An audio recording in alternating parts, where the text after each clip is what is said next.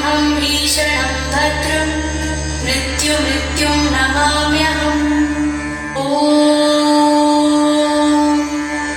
उग्रं वीरं महाविष्णुं ज्वलन्तं सर्वतोमुखं नृसिंहं भीषणं भद्रं मृत्युं नमाम्यहम्।